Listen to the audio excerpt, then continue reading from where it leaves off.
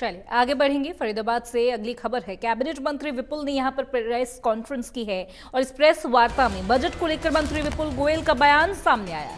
ये बजट विकास को नई दिशा देगा। विपुल गोयल ने कांग्रेस पर यहां पर तंज कसा। उन्होंने कहा कि ये बजट कांग्रेस की तरह कागजी नहीं है, हमने धरातल पर काम करने वाला बजट बनाया है।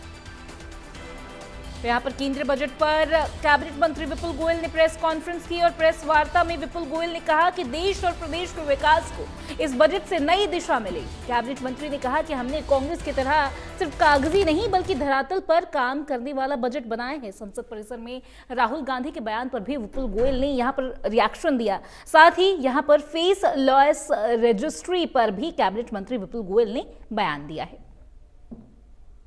इंडस्ट्रियल बजट एक ऐसा बजट है जो सिर्फ आंकड़ों पर आधारित नहीं है, जो सिर्फ लोक लुभावने पिक्चर दिखाने का काम नहीं कर रहा, जो कि वाकई में एक एक्चुअल ग्रोथ देने का काम देश और प्रदेशों को करने का काम ये बजट करेगा। कहते हैं रिफॉर्म्स ऑफ रेटोरिक, यानी कि खाली बयानबाजी नहीं, हम लोग उस पर काम करना चाहते हैं, देश को आगे ले जाना चाहते हैं। और यह है ना कि सुधार अगर लोगों के जीवन शैली के अंदर बदलाव ना ला पाए, जीवन शैली के अंदर कोई प्रभाव ना कर सके, तो मैं समझता हूँ वो सुधार अधूरे हैं। तो इस बजट के माध्यम से यही संदेश देने का काम किया गया कि इसको एक लोक लुभावनी पिक्चर ना दिखाकर एक्चुअल काम किया जाए। शिक्षा, कौशल और सेवाएं, education to employment to enterprise, कि सिर्फ शिक्षा पढ़ने लिखने का माध्यम ही ना हो, वो रोजगार दे सके, वो नौकरियों को सुनिश्चित कर सके। इसके लिए health care giving, ABGC university, township जैसे पहले युवाओं की भविष्य को नौकरी के लिए तैयार करना, ठोस कदम उठाना जिनकी नौकरियां सुरक्षित रह सके, ऐसी एजुकेशन का प्रोविजन सरकार ने इस बजट के अंदर किया है।